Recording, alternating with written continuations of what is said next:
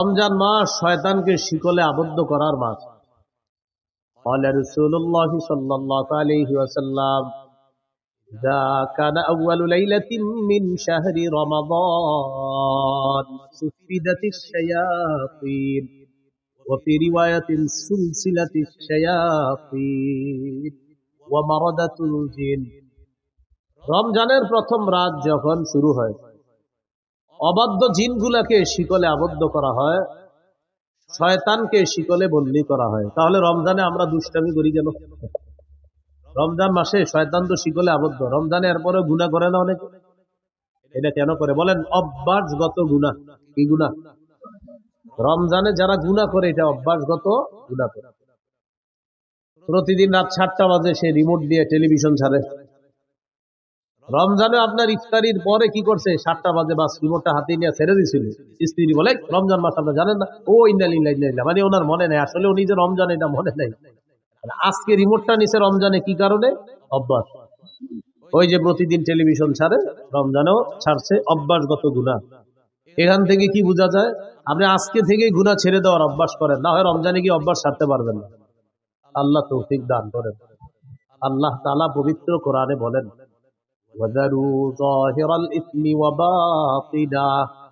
প্রকাশ্য গুনাহ গোপন গুনাহ ছেড়ে দাও। রমজানের প্রস্তুতির মধ্যে এটা একটা প্রস্তুতি, প্রকাশ্য গুনাহ গোপন গুনাহ ছেড়ে দাও। তাহলে আজকে থেকে প্রকাশ্য পাপ গোপন পাপ সবগুলা ছেড়ে দিব, বলেন ইনশাআল্লাহ। সূরা আনআমের 151 নম্বর আয়াতে আল্লাহ বলেন, লা তাকরাবুল ফাওয়াহিশা মা যাহারা মিনহা ওয়া মা বাতান। প্রকাশ্য অশ্লীলতা গোপন অশ্লীলতার কাছেও যেও না। প্রকাশ্য অশ্লীলতা গোপন অশ্লীলতার কাছেও যেও না। আপনি মোবাইলে কিছু গুনাহ করেন, রাতে দরজা বন্ধ করে আড়ালে আবডালে, যে আপনার মা জানে না, আপনার বাবা জানে না, আল্লাহ দেখছে আপনাকে প্রতিটা মুহূর্তে। এই প্রকাশ্য পাপের কাছে যাওয়াটা এখনই ছেড়ে দেন। যেমন জিনা নামক পাপের মধ্যে অনেকে জড়িয়ে পড়ে মোবাইলের মাধ্যমে। কানের জিনা, চোখের জিনা, ভিডিও কলে কথা বলছেন, যার সাথে কথা বলা হারাম, চোখের জিনা হচ্ছে। যার সাথে কথা বলা হারাম তার সাথে কথা বলছেন, মুখের জিনা হচ্ছে। দেখে দেখে কথা বলছেন, চোখের জিনা। কানে শুনছেন তো কানের জিনা। মোবাইলে কোনো SMS লেখছেন খারাপ, তাকে এটা হাতের জিনা হচ্ছে। তার সাথে সাক্ষাৎ করবেন, পা দিয়ে হেঁটে হেঁটে রওনা করলেন, পায়ের জিনা হচ্ছে। অন্তরে কল্পনা করছেন সে দেখতে এমন এমন, অন্তরের জিনা হচ্ছে। সহিহ বুখারী 6612 নম্বর হাদিস। রাসূলুল্লাহ সাল্লাল্লাহু আলাইহি সাল্লাম বলেন, ইন্নাল্লাহা কাতাবা আলা ইবনি আদম হাযযাহু মিনাজ জিনা আদরাকা যালিকা লা মাহালা। আল্লাহ তাআলা আদম সন্তানকে জিনার পরীক্ষা দ্বারা পরীক্ষা করেন। এই পরীক্ষায় সবাই পড়বে। ফাজিনাল আইনি আন-নাযরু, চোখের জিনা হলো দেখা। এবার আমার সাথে একটু বলেন, বলেন যাকে সরাসরি দেখা হারাম, চোখের জিনা, তাকে মোবাইলে দেখাও চোখের জিনা হারাম। যুবক ভাইয়েরা একটু আওয়াজ দিয়ে বললেন, যাকে সরাসরি দেখা হারাম তাকে মোবাইলে দেখা, যাকে সরাসরি দেখলে চোখের জিনা হয় তাকে মোবাইলে দেখলেও। ফাজিনাল আইনি আন-নাযরু, চোখের জিনা হলো দেখা। ওয়া জিনাল লিসানাল মানতিক, জিহ্বার জিনা হলো কথা বলা। ওয়ান নাফসু তামান্না ওয়া তাশতাহি, অন্তরের জিনা হলো কল্পনা করা। আপনি কল্পনা করছেন মনে মনে, অন্তরের জিনা। সত্যি করে বলেন, এই জিনায় মানুষ কি পরিমাণ প্রতিদিন প্রতিনিয়ত জড়িয়ে পড়ে। আর কত বলেন, কবে আপনি গুনাহ ছাড়বেন? আর কত নেয়ামত আল্লাহর ভোগ করার পর আপনার উপলব্ধিতে আসবে যে আমি আল্লাহটা খাইতেছি, আল্লাহটা ভোগ করতেছি, সে আল্লাহ নাফরমানি আমি করতেছি। কবে আপনার বুঝ আসবে যে না, আমার নাফরমানি করা উচিত না? আল্লাহ বলতেছেন গুনাহ ছেড়ে দাও, প্রকাশ্য গুনাহ গোপন গুনাহ। আল্লাহ বলতেছেন পাপের কাছে যাও না, অশ্লীলতার কাছে যেও না। সূরা বনী ইসরাঈল 31 নম্বর আয়াতে বললেন, ওয়ালা তাকরাবুজ জিনা, বান্দা জিনার কাছেও যাও না। বলেন নাই জিনা কইরো না, বলছি জিনার কাছেও যাও না। এই আয়াতের ব্যাখ্যায় মুফাসসিরিনে কেরাম বলেন, মা ইউকাররিবু ইলা জিনা, যা জিনা পর্যন্ত বান্দাকে পৌঁছে দেয়, এটার কাছে যাওয়া যাবে না। বান্দাকে যে জিনিস জিনা পর্যন্ত পৌঁছে দেয় এটার কাছে বান্দা যাওয়া যাবে। এই জন্য ভাইয়ারা, স্মার্টফোন ব্যবহার করলে যার বেশিরভাগ অংশ আপনার গুনাহ হয়, তা আপনি না করাই উত্তম। যদি স্মার্টফোন ব্যবহারে এমন হয় বিষয়টা যে আপনি 90% গুনাহ শুধু এটা দিয়ে করতেছেন আর 10% আপনি ভালো কাজ করেন, সেক্ষেত্রে আপনারাই বলেন 90 ভাগ গুনাহ করে এটা দিয়ে। যদি এমনটা হয়, আপনি স্মার্টফোন কিভাবে ব্যবহার করেন বলেন? কারণ আপনি তো 90 ভাগ গুনাহ এটা দিয়ে করতেছেন। কোন আলেম আপনাকে ডাইরেক্ট এটা বলবে না যে তুমি ব্যবহার করবে না, কিন্তু আলেম বলবে তোমার যদি এটা দিয়ে সারাক্ষণ গুনাহ হয় তাহলে তো তুমি এটা ব্যবহার করো। 90 ভাগ গুনাহ যেটা দিয়ে করতেছেন আপনি, না আপনি এটা ব্যবহার করতে পারছেন না। আপনি আপনার অফিসিয়াল কাজগুলা করেন, করে এটা রেখে দেন, কেউ আপনাকে না করবে না, কিন্তু আপনি এটা দিয়া পুরো দুনিয়ার সব গুনাহ আপনি পকেটের মধ্যে নিয়ে ঘুরতেছেন, তখন ওলামায়ে কেরাম আপনাকে বলবে না তুমি এটা ব্যবহার করবে। সত্যি করে বলেন, স্মার্টফোন দিয়ে কি গুনাহ হয় মানুষের?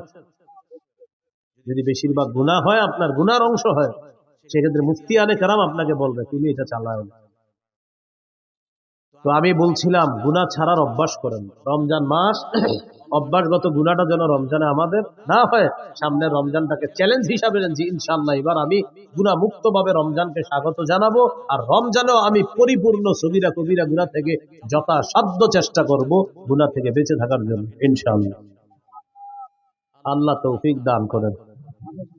তাহলে শয়তান কোথায় বন্দী থাকে? রমজানে শিকলে। গুনাহ করি কেন? অভ্যাসগত গুনাহ। তাই কি করতে হবে? গুনাহ ছেড়ে দিতে হবে, গুনাহের কাছেও যাওয়া যাবে না। আল্লাহ পাপ থেকে বেঁচে থাকার তৌফিক দান করে। রমজান মাসের একটা রাত আছে, এই রাতটা 1000 মাসের চাইতে উত্তম। সূরা কদরের 3 থেকে 5 নম্বর আয়াতে আল্লাহ বলেন, লাইলাতুল কদরি খায়রুম মিন আলফি শাহ। লাইলাতুল কদর, কদরের রাতটা, খায়রুম মিন আলফি শাহ, 1000 মাসের চাইতে উত্তম। 6000 মাসের চাইতে। 21, 23, 25, 27, 29, 5টা বেজর রাতে ঘুমাবি না, সারা রাত ইবাদত করার চেষ্টা করবেন। 27কে কেন্দ্র করে অপেক্ষা থাকেন না, 21 ইবাদত করবেন, 23তম রজনীতে ইবাদত করবেন, 25তম রজনীতে ইবাদত করবেন, 27, 29তম রজনীতে ইবাদত করবেন।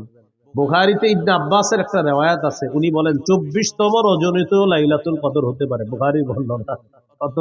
24তম। এই বর্ণনা দেখার পর আমার নিজস্ব উপলব্ধি কি জানেন? শেষের দশকে জোর বেজোর বুঝি না, পুরা 10টা রাতই ইবাদতে কাটানো। শেষের দশক পুরা ইবাদতে কাটান। এর সহজ সিস্টেম, এতেকাফে বসে যান। এতেকাফে বসে যান, বাস শেষ দশক, শেষ 10 রাতটা আপনি শুধু ইবাদতে কাটাবেন। এর সহজ উপায় কি? এতেকাফে যদি বসে যান, তখন তো আপনি সারাক্ষণ ইবাদতে আছেন। সুবহানাল্লাহ। এই জন্য যারা এতেকাফে বসে তারা তো লাইলাতুল কদর পেয়ে যাবে। তো যাই হোক, এই রমজানটা শেষের দশকটা একদম মনোযোগ সহকারে প্রতিদিন ইবাদত করবেন, প্রতি রাত বেশি থেকে বেশি ইবাদত করবেন।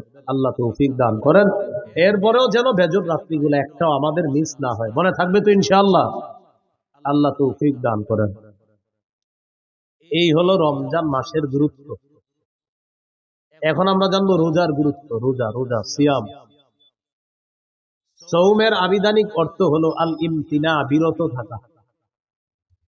সৌমের আবিধানিক অর্থ হলো বিরত থাকা। কথা না বলাকেও সৌম বলা হয়। কথা না বলাকেও কি বলা হয় ভাই?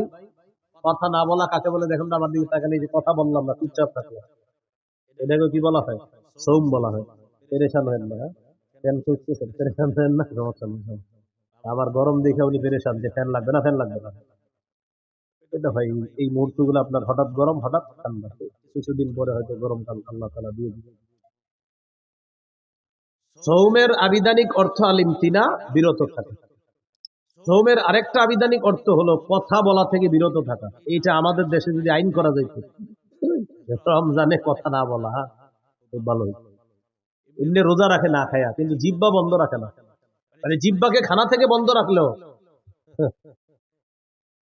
আপনার এটা দিয়ে গুনাহ থেকে বন্ধ রাখে না, মানে খানা থেকে বন্ধ, গুনাহ থেকে কিনা বন্ধ। যদি এরকম একটা মানে আপনার আইন হয়ে যেত যে বিশেষ করে বাংলাদেশে যারা আছে এদের জন্য জিহ্বাটা নিয়ন্ত্রণ করতে হবে। কারণ আমাদের দেশে আপনার রমজান আসলেই সব জিনিসের দাম বাড়ানো শুরু হয়, জিব্বার মিথ্যা শুরু হয়। অথচ সারা পৃথিবীর অন্যান্য দেশে রমজান যত আসে মুসলমানদের জন্য দ্রব্য মূল্য তত সহনীয় করে দেওয়া হয়, কমায় দেওয়া হয়। সৌদি আরবে রমজান যত আসে, আগে যেটার দাম ছিল বেশি, খেজুরের দাম যদি হয় 10 রিয়াল, রমজান মাসে করে দিবে 5 রিয়াল। পানির দাম যদি হয় 2 রিয়াল, রমজানে 1 রিয়াল। তাদের ইয়াকিন যে একে আল্লাহ 70 দিবে, এটা তাদের ইয়াকিন।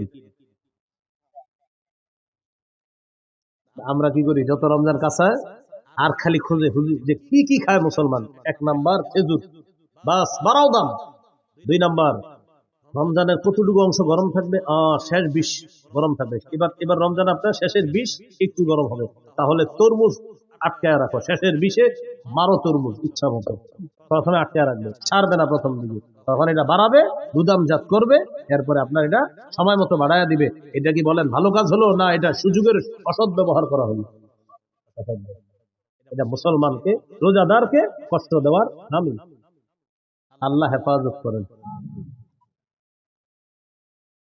এই হলো আপনার রমজান মাস। সৌমের একটা অর্থ হলো কথা থেকে বিরত থাকা, এটাও সৌমের একটা অর্থ। যেমন পবিত্র কোরআনে সূরা মারিয়ামে আছে, ঈসা নবীকে তার আম্মা যখন কোলে নিয়ে মানুষের কাছে যাইতেছে, টেনশনে পড়ে গেছে।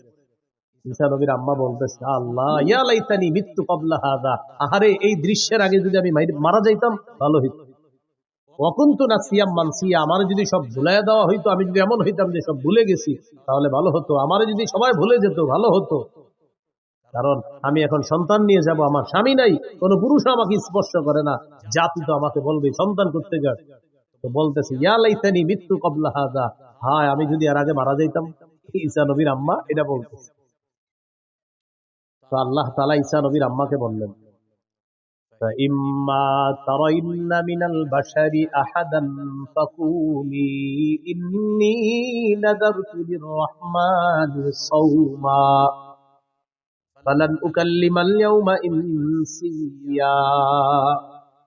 তুমি যদি মানুষের মধ্যে কাউকে দেখো, তোমার ডিস্টার্ব করতে পারে মানুষ, তখন তুমি বলবা ইন্নী নাযারতু লিররহমানি সাওমা, আমি কথা না বলার মানত করেছি, আমি রহমানের জন্য কথা না বলার মানত করেছি। এই যে সৌমা, সৌমা মানে কথা না বলার মানত করা। তাহলে সৌমের একটা অর্থ কি? কথা না বলা।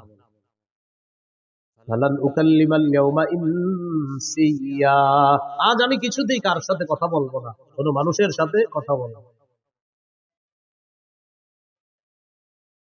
বাকি নিতেছে না যারা, কিসের আওয়াজ? কিছু ব্যস্ত মনে হয় মাইক দিয়ে। নিষেধ করেন তো, এরকম হলো আপনাদের মাইক, মাহফিলের পাশে মাইক বাজবে না। তো আল্লাহ তাআলা বললেন, মারিয়াম তুমি কোন পুরুষকে যখন দেখবা, মানুষকে দেখার পর বলবা আমি রহমানের জন্য কথা না বলার মানত করেছি, আমি কারোর সাথে কথা বলবো না। খুব মন দিয়ে শুনবেন, বুঝাইতে চাইলাম সৌমের একটা অর্থ হলো কথা বলা থেকে বিরত থাকা। তো আমি বলতেছিলাম রমজান মাসে জিহ্বাটারে বিরত রাখার খুব চেষ্টা করা। কেন? একটু বুঝেন। হাদিসে আসছে রাসূল সাল্লাল্লাহু আলাইহি সাল্লাম বলেছেন, সিয়াম হলো ঢাল, যতক্ষণ এই ঢালটাকে ছিদ্র না করা হবে। বলেন তো সিয়াম কি? ঢাল, জাহান্নাম থেকে বাঁচার ঢাল। এটাকে যতক্ষণ কি না করা হবে, ছিদ্র। রোজা নামক ঢাল ছিদ্র হয় 2টি অপরাধে। কয় অপরাধে? মিথ্যা এবং গীবত। এখন আপনারা বলেন মিথ্যা গীবত হয় কি দিয়ে? জিহ্বা দিয়ে। তাহলে রমজানের রোজাটা হলো ঢাল, ততক্ষণ যতক্ষণ এটাকে ছিদ্র না করা হবে। রমজান নামক রোজা বা রমজানের মাসের যে রোজা, এই রোজা নামক ঢালটা ছিদ্র হয় 2টি অপরাধে। একটি হলো মিথ্যা বলা, আরেকটি হলো গীবত করা। মিথ্যা এবং গীবত হয় জিহ্বা নামক অঙ্গের মাধ্যমে। তাই আজকে থেকে চেষ্টা করা আমরা জিহ্বাকে নিয়ন্ত্রণ করা, এটার মাধ্যমে যেন আমাদের রোজাগুলা ছিদ্র না হয়, যথাসাধ্য চেষ্টা করা। আল্লাহ হেফাজত করুন। তাহলে এবার আপনারা বলেন রোজা ছিদ্র হয় কয় অপরাধে? কি কি? মিথ্যা আর গীবত হয় কোন অঙ্গের মাধ্যমে? তাহলে জিহ্বাকে এখন থেকেই সংযত করা, নিয়ন্ত্রণ করা। আল্লাহ তৌফিক দান করেন। তিরমিজির হাদিস 2406 নম্বর হাদিস, 2406। এই হাদিসের বর্ণনাকারী উকবা ইবনে আমির রাদিয়াল্লাহু তাআলা তিনি রাসূল সাল্লাল্লাহু আলাইহি সাল্লামকে প্রশ্ন করলেন, মান নাজাতু ইয়া রাসূলুল্লাহ, ওগো আল্লাহর রাসূল মুক্তির উপায় কি আমি আপনার কাছে জানতে চাই। রাসূলুল্লাহ সাল্লাল্লাহু আলাইহি সাল্লাম বললেন মুক্তির উপায় 3টি। ভাই মুক্তির উপায় কয়টি? 3টি। 1 নাম্বার, আমসিক আলাইকা লিসানাক, তুমি তোমার জবান সংযত রাখবা, জিহ্বা সংযত রাখবা। এটা মুক্তির 1 নম্বর উপায়। এখান থেকে বোঝা যায় জিহ্বা আপনাকে বিপদে ফেলবে। নবী বললেন মুক্তির 1 নম্বর উপায় জবান নিয়ন্ত্রণ করবে। 2 নম্বর, ওয়ালিয়াসাকা বাইতুকা, তোমার ঘর যেন তোমার জন্য প্রশস্ত হয়। এটার উদ্দেশ্য হলো আপনি কাজ শেষ করে তাড়াতাড়ি বাসায় চলে যাবেন। 6টা বাজে বাসায় যাওয়ার কথা, আপনি রাত 10টা 11টা বাজছে এখনো বাসায় যান না। স্ত্রী ফোন দিয়েছে, কি ব্যাপার, 6টায় বাসায় আসার কথা, সর্বোচ্চ 6:30 7টা বাজতে পারে, আপনি এখনো আসেন নাই কেন? বন্ধুদের সাথে আছে। না, বন্ধুদের সাথে থাকা যাবে না। আপনার কাজ শেষ, বাসা, বাসা থেকে বের হয়েছেন কাজ, হয়তো কাজে নয়তো বাসা, নয়তো বাসা নয়তো কাজে, অন্য কোথাও থাকবেন না। নবী বলেন মুক্তির 2 নম্বর উপায় বাসায় থাকো। কেন? কারণ বাহিরে যেই গুনাহগুলো আপনি করবেন আপনার স্ত্রী সন্তান মা বাবার সামনে সেগুলা মন চাইলেও করতে পারবেন না। তাই নবী বললেন মুক্তির 2 নম্বর উপায় বাসায় থাকো। ওয়ালিয়াসাকা বাইতুকা, ঘর যেন তোমার জন্য প্রশস্ত হয়। তাহলে কি শিখলাম? আড্ডাবাজি করা যাবে না। 3 নম্বর, ওয়াবকি আলা খাতিআতিক, তুমি তোমার গুনাহের জন্য কান্নাকাটি করো। তুমি তোমার গুনাহের জন্য কান্নাকাটি করো। তাহলে এখানে মুক্তির 3টা উপায়। 1 নম্বর, জিহ্বা সংযত রাখা, জবান সংযত করা। বলেন তো রোজা নামক ঢাল ছিদ্র হয় কয় অপরাধে? কি কি? মিথ্যা গীবত হয় কি দিয়ে? নবী মুক্তির উপায় বলছে কয়টা? এর মধ্যে 1 নম্বর কি নিয়ন্ত্রণ করা? তিরমিজির হাদিস 2407 নম্বর হাদিস, 2407, এই হাদিসের মধ্যে আছে قال رسول الله صلى الله عليه وسلم إذا أصبح ابن آدم فإن الأعضاء كلها تكفر اللسان اتق الله فينا فإنما نحن بك فإن استقمت استقمنا وإن وججت اعوججنا। আদম সন্তান যখন সকালে ঘুম থেকে ওঠে, আমি আপনি আমরা যখন আগামীকাল সকালে ঘুম থেকে উঠব, আমার আপনার সমস্ত অঙ্গ প্রত্যঙ্গ গুলা জিহ্বাকে ডাক দেয়। কাকে? জিহ্বাকে ডেকে বলে ইত্তাকিল্লাহ ফিনা, ও জিহ্বা আমাদের ব্যাপারে আল্লাহকে ভয় করো। পা জিহ্বাকে ডাক দেয়, হাত জিহ্বাকে ডাক দেয়, নাক জিহ্বাকে ডাক দেয়, চোখ জিহ্বাকে ডাক দেয়, কান জিহ্বাকে ডেকে বলে ও জিহ্বা আমাদের ব্যাপারে আল্লাহকে ভয় করো। ইন্নামা নাহনু বিকা, কারণ আমরা তোমার মাধ্যমে নিয়ন্ত্রিত। জিহ্বাকে বলে সবাই। ইস্তাকামতা ইস্তাকামনা, জিহ্বা তুমি যদি সোজা থাকো আমরাও সোজা থাকবো, ঠিক থাকবো। ওয়া ইন ইওয়াজাজতা ইওয়াজাজনা, জিহ্বা তুমি যদি বাঁকা হয়ে যাও আমরাও বাঁকা হয়ে যাবো। তাহলে বলেন তো রোজা নামক ঢাল ছিদ্র হয় কয় অপরাধে? কি কি? মিথ্যা গীবত হয় কোন অঙ্গ দিয়ে? জিহ্বা দিয়ে। সমস্ত অঙ্গ প্রত্যঙ্গ কাকে বস মানে? জিহ্বা। জিহ্বা বস সবার, এই জন্য এটা নিয়ন্ত্রণ করেন না। তিরমিজির হাদিস 2408 নম্বর হাদিস, قال رسول الله صلى الله عليه وسلم من يتكفل لي ما بين لحييه وما بين رجليه أتكفل له بالجنة। রাসূলুল্লাহ সাল্লাল্লাহু আলাইহি সাল্লাম বলেন,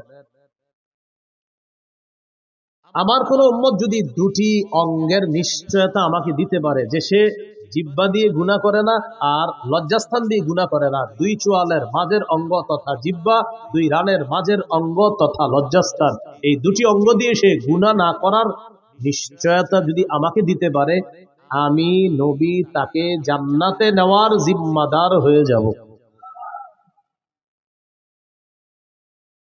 তিরমিজির হাদিস 2409 2409, قال رسول الله صلى الله عليه وسلم من وقاه الله شر ما بين لحييه وما بين رجليه دخل الجنة।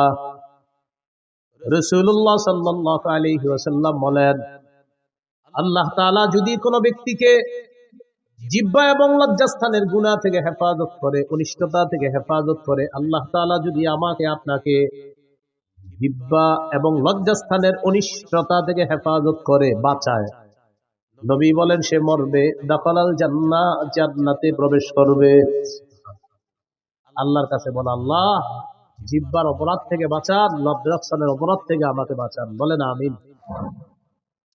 তিরমিজির হাদিস 2410 নম্বর হাদিস, এই হাদিসের বর্ণনাকারী সুফিয়ান রাদিয়াল্লাহু তাআলা তিনি রাসূলুল্লাহ সাল্লাল্লাহু আলাইহি ওয়াসাল্লামকে বললেন, হাদিসনি বিআমরিন আ'তাসিমু বিহি ইয়া রাসূলুল্লাহ, হুজুর আমাকে এমন কিছু বলেন যেটা আমি মজবুত ভাবে আঁকড়ে ধরবো, এমন কিছু আমাকে বলেন। فقال رسول الله صلى الله عليه وسلم قل ربي الله ثم استقيم, তুমি বলো আমার রব আল্লাহ, এটার উপর অটল থাকবা। বলেন রব্বি আল্লাহ, বলেন রব্বি আল্লাহ, আল্লাহ আমার রব বা আমার রব আল্লাহ। নবীজি বললেন তুমি এই কথাটা বেশি বেশি বলবা আর এটার উপর অটল থাকবা যে আমার রব আল্লাহ, আমার রব আল্লাহ, রব্বি আল্লাহ, আমার রব আল্লাহ। এর মানে হলো লা ইলাহা ইল্লাল্লাহ, আরো যত কিছু আছে এগুলা বেশি বেশি বলা, মানে আপনি স্বীকৃতি দেওয়া আমার রব আল্লাহ, এই কথার উপর অটল থাকা। এবার সাহাবী গুরুত্বপূর্ণ একটা প্রশ্ন করলেন রাসূল সাল্লাল্লাহু আলাইহি সাল্লাম, মা আখওয়াফু মা তাখাফু আলাইয়া ইয়া রাসূলুল্লাহ, হুজুর আমার জন্য সবচেয়ে বিপজ্জনক আপনি কি মনে করেন? নবীজিকে প্রশ্ন করলেন, ইয়া রাসূলুল্লাহ আমার জন্য সবচেয়ে বিপজ্জনক বিষয় কোনটি আপনি মনে করেন, আপনার কাছে জানতে চাই।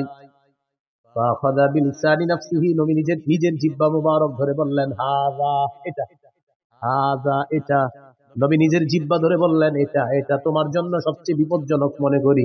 কেমন যেন আমাকে আপনাকে সকলকে এটা দ্বারা আল্লাহ রাসূল হুঁশিয়ার বাণী দিচ্ছেন। এক সাহাবীকে নবীজি বলতেছেন তোমার জন্য সবচেয়ে বিপজ্জনক মনে করি, নিজের জিহ্বা দেখায় বলতেছে হাজা, এটা এটা এটা। শুধু কি সাহাবীকে বলেছেন না আমাদের সকলকে? সকলকে, এটা এটা সবচেয়ে বিপজ্জনক। তাহলে মূল কথায় চলে আসি, রোজা ছিদ্র হয় কয় অপরাধে? কি কি? মিথ্যা গীবত হয় কোন কোন অঙ্গ দিয়ে? জিহ্বা। সবচেয়ে বিপজ্জনক অঙ্গের নাম কি? সমস্ত অঙ্গ প্রত্যঙ্গের বসের নাম কি? জিহ্বা। সবাই সকালবেলা কারে ডাকতে থাকে? এটা বেশিরভাগ মানুষকে জাহান্নামে নিবে, আল্লাহ হেফাজত করে। তিরমিজির হাদিস 2616 নম্বর হাদিস, 2616 হাদিসের বর্ণনাকারী মুআয ইবনে জাবাল রাদিয়াল্লাহু তাআলা তিনি বলেন, কুনতু মা'a রাসূলিল্লাহি সাল্লাল্লাহু আলাইহি ওয়াসাল্লাম ফি সাফারিন, আমি রাসূলুল্লাহ সাল্লাল্লাহু আলাইহি সাল্লামের সাথে এক সফরে ছিলাম। فأصبحت يوما قريبا منه ونحن نسير فأصبحت قريبا منه ونحن نسير, নবীর সাথে এক সফরে ছিলাম। সফরে চলতে চলতে একদিন সকালবেলা নবীর কাছাকাছি পৌঁছে গেলাম। বুঝছেন তো সফরটা, মানে ওই যুগের সফর কেমন হতো? কেউ হেঁটে, কেউ ঘোড়ায়, তো এইভাবে লম্বা বাহিনী। তো সাহাবী বলেন ওই সফরের মধ্যে আমিও ছিলাম। আমি একদিন নবীর কাছাকাছি চলে গেলাম সকালবেলা। সকালবেলা নবীর কাছাকাছি যাওয়ার পর আমি নবীজিকে গুরুত্বপূর্ণ একটা বিষয়ে জানতে চাইলাম। তাহলে এই বিষয়গুলো আমাদের গুরুত্ব সহকারে জানতে হবে। হ্যাঁ, সবাই খুব মন দেন। সাহাবী বললেন, আখবিরনি বিআমালিন ইউদখিলুনিল জান্নাহ ওয়া ইউবাঈদুনি মিনান নার, হুজুর আমারে এমন কিছু আমল বলেন যে আমলটা আমাকে জান্নাতে প্রবেশ করাবে, জাহান্নাম থেকে আমাকে দূরে রাখবে, এমন কিছু আমাকে বলেন। قال رسول الله صلى الله عليه وسلم, নবীজি বললেন, তা'বুদুল্লাহ লা তুশরিকু বিহি শাইআ, রাসূলুল্লাহ সাল্লাল্লাহু আলাইহি সাল্লাম বললেন তুমি আল্লাহর ইবাদত করবা, আল্লাহর সাথে শিরিক করবা না। ওয়া তুকিমুস সালাহ, তুমি নামাজ কায়েম করবা। ওয়া তুতিজ যাকাত, তুমি যাকাত আদায় করবা। ওয়া তাহুজ্জুল বাইতা, তুমি হজ করবা। ওয়া তাসুমু রমাদান, তুমি রমজানে রোজা রাখবা। এখন বলেন তো ইসলামের মৌলিক বিধানগুলো চলে আসছে না কথার মধ্যে? রাসূলুল্লাহ সাল্লাল্লাহু আলাইহি সাল্লাম বললেন, আলা আদুল্লুকা আলা আবওয়াবিল খাইর, আচ্ছা আমি কি তোমাকে কল্যাণের দরজাসমূহের কথা বলবো না? এবার নবীজি বললেন কল্যাণের অনেকগুলা দরজা, এর মধ্যে উল্লেখযোগ্য দরজা হলো 3টি। কল্যাণের উল্লেখযোগ্য দরজা কয়টি? 1 নাম্বার সাওমু জুন্নাহ, 1 নাম্বার কল্যাণের দরজা হলো সিয়াম, রোজা রাখা। 2 নাম্বার সাদাকাতু তুতফিউল খাতিআতা কামা ইউতফিউল মাউন নার, 2 নাম্বার কল্যাণের দরজা হলো সদকা করা। সদকা এমন একটি ইবাদত, পানি যেমন আগুনকে নিভিয়ে দেয়, সদকা মানুষের গুনাহগুলোকে ধুয়ে মুছে সাফ করে দেয়।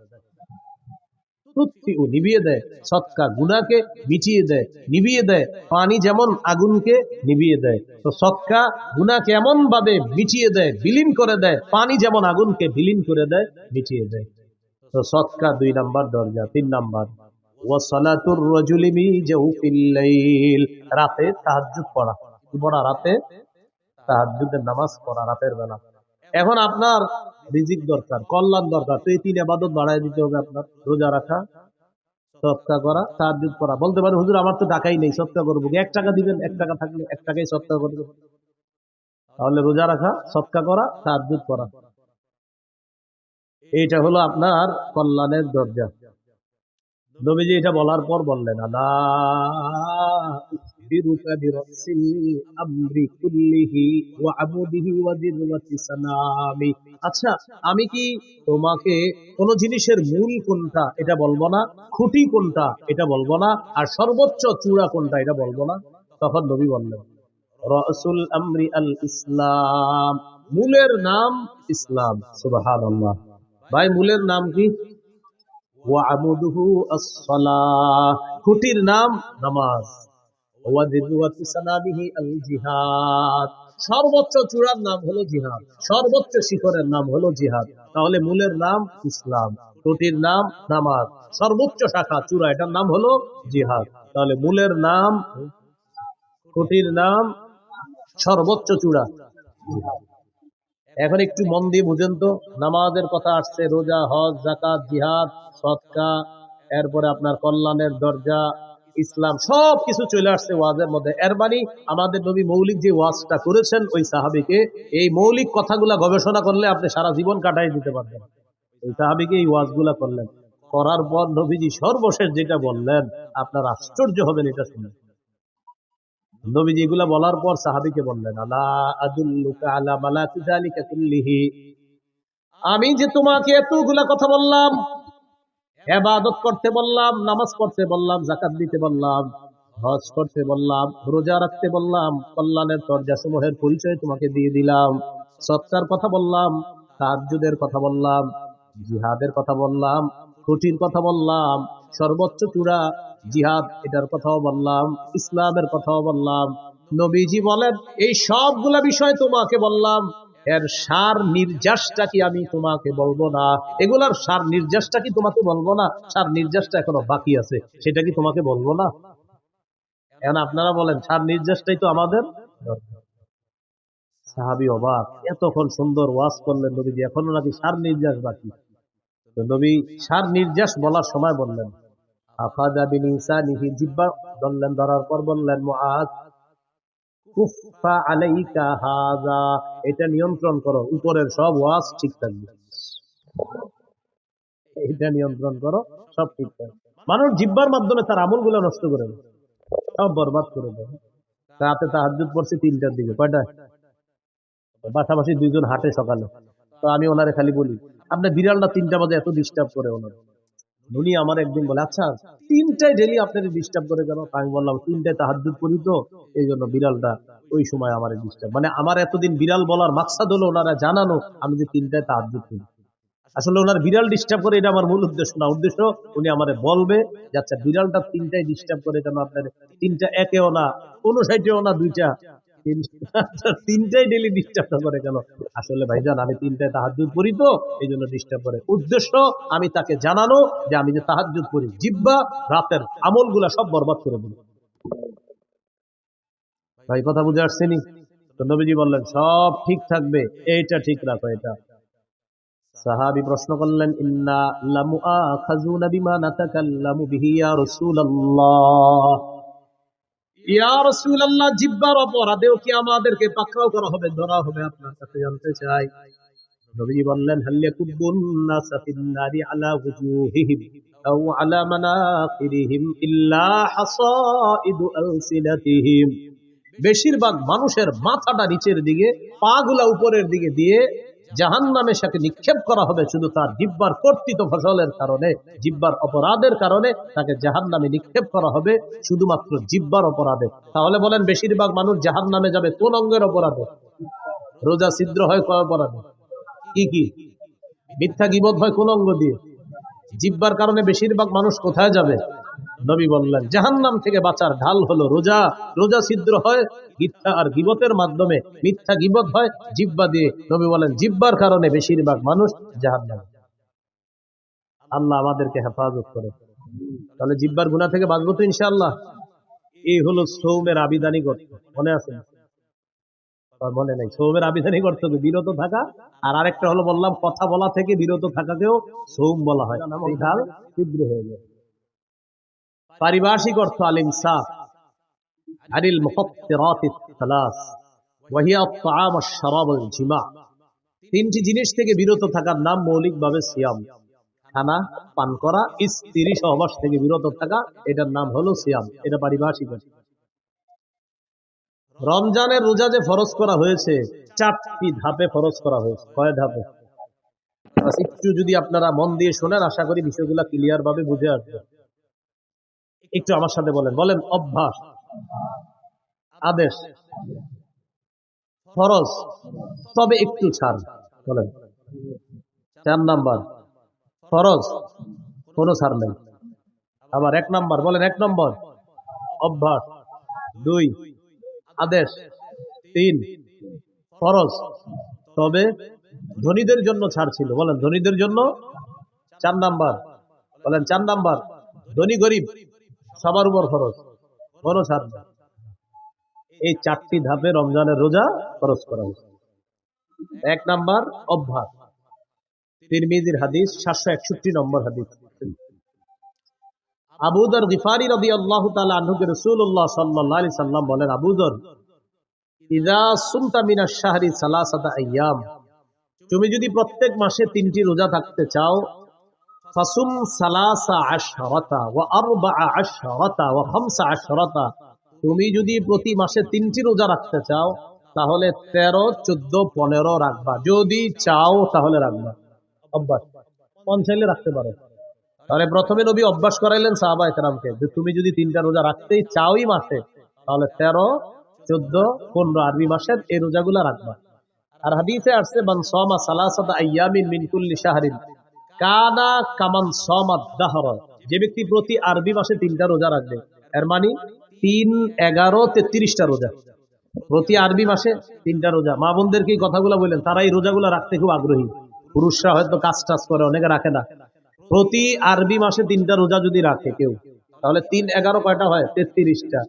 এই 3, 11, 33টা রোজা প্রতি আরবি মাসে 3টা রোজা যদি কেউ রাখে, কানা কামান সামাদ দাহর, সে কেমন যেন সারা বছর রোজা রাখে।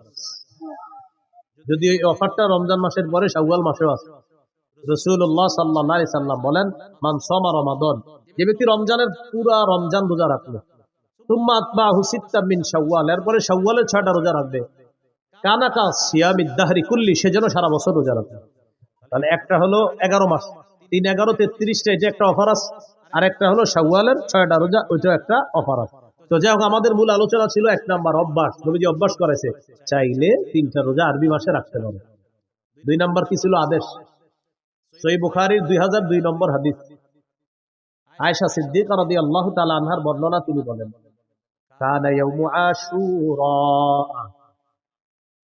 আশুরার দিনটা এমন ছিল, তাসুমুহু কুরাইশুন ফিল জাহিলিয়াহ, জাহিলি যুগে কুরাইশরা মুহররমের 10 তারিখে রোজা রাখত। ওয়া কানা রাসূলুল্লাহ সাল্লাল্লাহু আলাইহি ওয়াসাল্লাম ইয়াসুমু, নবীজিও মুহররমের 10 তারিখে রোজা রাখতেন। খুব বুঝেন, জাহিলি যুগে কুরাইশরা মুহররমের 10 তারিখে রোজা রাখতো। আমাদের নবীজি সাল্লাল্লাহু আলাইহি সাল্লাম তিনিও রোজা রাখতেন। কবে? মুহররমের 10 তারিখ।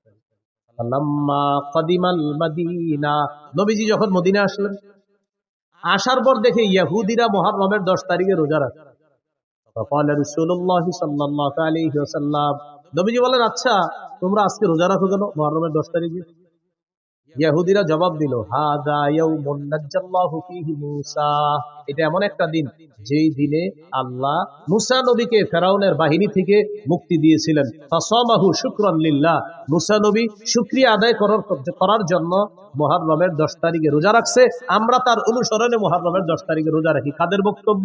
ইহুদি। আমাদের নবীজি বললেন, মুসা নবীর অনুসরণ করা বা তাকে মহাব্বত করার ক্ষেত্রে তোমাদের চেয়ে বেশি দাবিদার হকদার আমরা। সুবহানাল্লাহ। মুসা নবীকে অনুসরণ করার ক্ষেত্রে আমরা বেশি হকদার, মুসা নবীর সুন্নাহ পালন করার ক্ষেত্রে আমরা বেশি হকদার, মুসা নবীকে ভালোবাসার ক্ষেত্রে আমি আর আমার উম্মত বেশি হকদার। মুসলমান যারা, নবীজি গুরুত্ব দিয়ে মুহররমের 10 তারিখে রোজা রাখা শুরু করলেন, সাহাবীদেরকে আমারও বিসিয়ামিহি আদেশ করলেন, এখন থেকে মুহররমের 10 তারিখে তোমরাও রোজা রাখবা। অন্য বর্ণনায় আসে মুহররমের 10 তারিখে তোমরা রাখবা, যেহেতু ইহুদিরা রাখে তোমরা আগে পরে একটা রাখবা, হয়তো 9-10 রাখো, না হয় 10-11 রাখো, তাদের বিরোধিতা করো। বুঝে আসছেন? তাহলে এটা কি অভ্যাস না হুকুম? তাহলে 1 নাম্বার ছিল অভ্যাস, 2 নাম্বার হুকুম, আমারও বিসিয়ামিহি, এই মুহররমের 10 তারিখে রোজাটা রাখো তোমরা। 3 নাম্বার ফরজ, তবে একটু ছাড়, তাদের জন্য, ধনীদের জন্য। সূরা বাকারার 183 নম্বর আয়াতে আল্লাহ বলেন, ইয়া আইয়ুহাল্লাযীনা আমানু কুতিবা আলাইকুমুস সিয়াম, হে ঈমানদারগণ তোমাদের উপর সিয়াম ফরজ করা হয়েছে, কামা কুতিবা আলাল্লাযীনা মিন ক্বাবলিকুম লাআল্লাকুম তাত্তাকুন, যেমনি ভাবে পূর্ববর্তীদের উপর সিয়াম ফরজ করা হয়েছে। তাহলে এবার সিয়াম ফরজ করা হয়ে গেল, তবে পরের আয়াতে আল্লাহ বলেন, ওয়া আলাল্লাযীনা ইউতীকুনাহু ফিদিয়াতুন তাআমু মিসকিন, সম্পদশালী মানুষের মধ্যে যাদের জন্য রোজা রাখতে কষ্ট হয়, সম্পদশালীদের মধ্যে যাদের জন্য রোজা রাখতে কি হয়, কষ্ট হয়, তারা চাইলে রোজা না রেখে ফিদিয়াতুন, একটা ফিদিয়া আদায় করে দিবে। তাআমু মিসকিন, অসহায় মিসকিনদেরকে একদিন খাওয়ায়া দিবে। তাহলে 3 নাম্বার ফরজ রোজা, তবে ধনী মানুষ যারা, তারা যদি রোজা রাখতে কষ্ট হয় তাহলে একটা রোজার বিনিময়ে একজন মিসকিনকে খাওয়ায়া দিবে ফিদিয়া হিসাবে। এটা ছিল 3 নাম্বার ফরজ, তবে একটু ছাড়। 4 নাম্বার, ফামান শাহিদা মিনকুমুশ শাহরা ফালইয়াসুমহু, শোনো আর ছাড় নাই, তোমাদের মধ্যে যারা রমজান মাস পাবা, সে ধনী হোক গরিব হোক, ওজর ছাড়া আর রোজা ভাঙা যাবে না, সবার রোজা রাখতে হবে, সে ধনী হোক গরিব হোক। তাহলে ধনী হোক গরিব হোক, আগের বিধানটা এটার মাধ্যমে রহিত করে দেওয়া হয়েছে। ফামান শাহিদা মিনকুমুশ শাহরা, তোমাদের মধ্যে যারাই রমজান পাবা, ফালইয়াসুমহু, সেই রোজা রাখতে হবে, চাই ধনী হোক চাই গরিব হোক। এই হলো 4টি ধাপে আল্লাহ রোজা ফরজ করছে। তাহলে 3 নাম্বারটা একটু শিথিল ছিল, 4 নাম্বার আর কোনো শিথিল নাই, ফরজ। রোজা ফরজ হওয়ার পর 2 নাম্বার কি ছিল? ওলামা হযরতরা অন্যরা বলবেন 2 নাম্বার কি ছিল? আদেশ।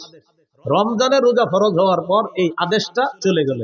হাদিসে আসে, তারাকা ইয়াউমা আশুরা ফালাম্মা ফুরিদা রমাদান, রমজানের রোজা যখন ফরজ হলো, নবীজি কি করলেন? তারাকা ইয়াউমা আশুরা, আশুরার দিনে রোজা যে গুরুত্ব দিয়ে রাখতেন, এই বিধানটা নবী শিথিল করে দিলেন। নবী এই বিধানটাকে আপনার শিথিল করে দিয়ে ঘোষণা করে দিলেন, ফামান শাআ সামা ওয়ামান শাআ তারাকা। শোনো, রমজানের রোজা যেহেতু ফরজ হয়ে গিয়েছে, এখন আর তোমরা আবশ্যক না মুহররমের 10 তারিখে রোজা রাখা, মন চাইলে রাখবা, মন না চাইলে রাখবা না, কারণ এখন রোজা ফরজ করা। বুঝে আসছি? তাহলে 1 নাম্বার অভ্যাস, 2 নাম্বার আদেশ। বলেন আদেশটা কি আর আছে?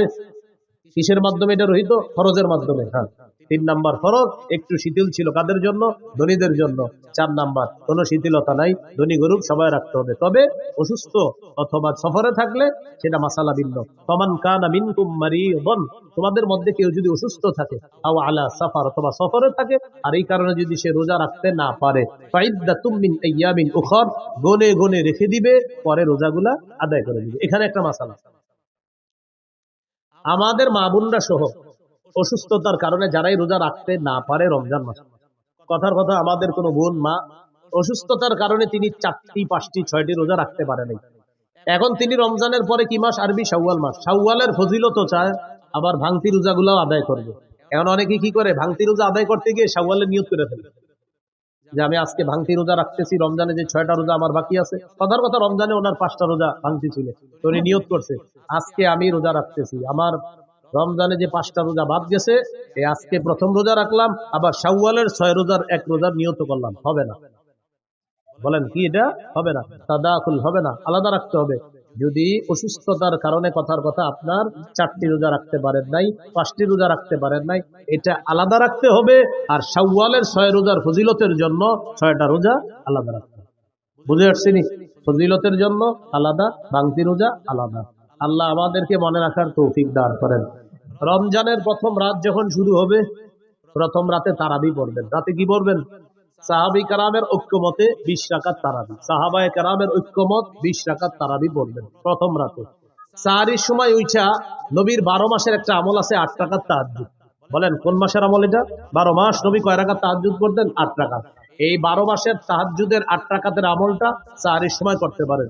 হুজুর কেন 12 মাস করলে সমস্যা কি? আপনি কইরেন, আজকেও করেন, সমস্যা নেই, আজকেও আপনি 8 রাকাত করেন। কিন্তু রমজানে যেহেতু সাহারির সময় আল্লাহ আমাদেরকে উঠাইয়া দেয়, যেহেতু আমরা উঠি, একটা সুযোগ আছে আমাদের, তো এই সুযোগটা গ্রহণ করে রমজানে আমরা 8 রাকাত তাহাজ্জুদ করার চেষ্টা করব।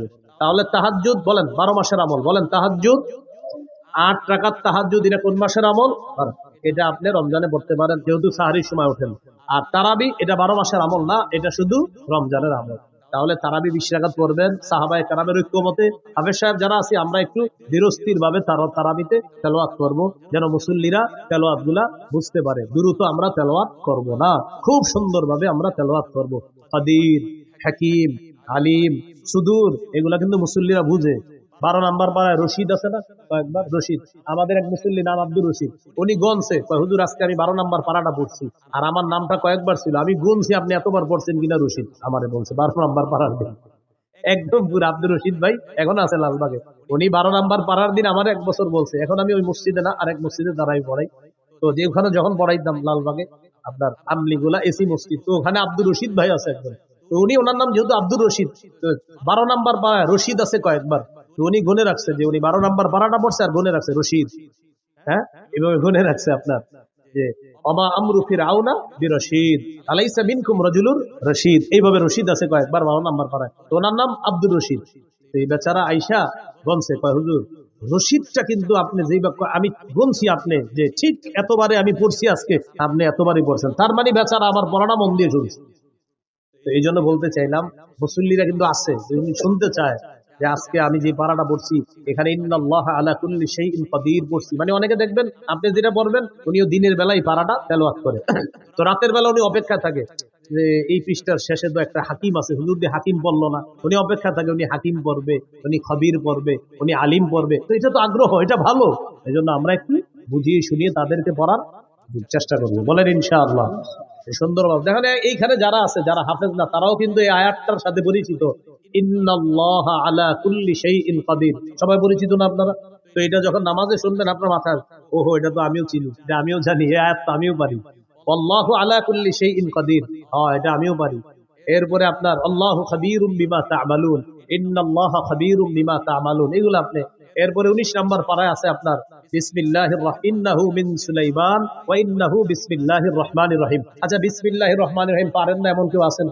তিনি যখন 19 নম্বর পারার দিন শুনবে বিসমিল্লাহির রহমানির রহিম বলছে, হুজুরে হ্যাঁ হুজুর, হ্যাঁ আসলে ঠিকই তো, এটা তো আছে এখানে, এইভাবে তার আগ্রহ তৈরি হবে। হ্যাঁ, 24 নম্বর পারায় আছে আলহামদুলিল্লাহি রাব্বিল আলামিন, 24 পারার 15 নম্বর পৃষ্ঠায় আছে আপনার যে আলহামদুলিল্লাহি রাব্বিল আলামিন। তখন আপনারা আলহামদুলিল্লাহি রাব্বিল আলামিন পারেন না, কে কে? সবাই পারেন। বুঝাইতে চাইলাম অনেক মুসল্লি আছে যারা অনেক পরিচিত আয়াত আছে, তারা এগুলো শুনতে চায় যে তারা ভিতরে হুজুর পড়বে আর আমি এটা মন দিয়ে শুনবো। তাহলে আমরা এইভাবে বুঝিয়ে শুনিয়ে একটু তেলাওয়াত করার চেষ্টা করব, বলেন ইনশাআল্লাহ। তাহলে রমজান মাসে আমরা তারাবি পড়বো, সাহাবী কারামের ঐক্য মতে 20 রাকাত তারাবি পড়বো, ধীরস্থির ভাবে পড়বো, আর 8 রাকাত তাহাজ্জুদ, এটা নবীজির 12 মাসের আমল। প্রশ্ন হলো হুজুর এটা 12 মাস করি না কেন? আপনি করেন, কোনো সমস্যা নাই, কিন্তু রমজানে যেহেতু সাহারির সময় আল্লাহ আমাদেরকে উঠায় উঠি খাওয়ার জন্য, 8 রাকাত তাহাজ্জুদ করার চেষ্টা করবে। রমজানে দিনের বেলা যদি কেউ আপনার কাছে আইসা আপনারে বলে ভাই কি অবস্থা, কেমন আছেন, বলবেন আলহামদুলিল্লাহ, তো তারাবি পড়ছেন? জি পড়ছি। এরকম কিছু লোক আপনারে বলবে কয় রাকাত পড়ছেন, বলবেন তারাই পড়ছি তো 20 রাকাত পড়ছি। 8 পড়েন নাই, বলবেন 8ও পড়ছি। 20 পড়ছেন, হ্যাঁ 20ও পড়ছি। আরে 20 8 দুটোটাই পড়ছেন, এটা কোনো কথা? পড়েন নাই কি, বলবেন ঝগড়া করি নাই,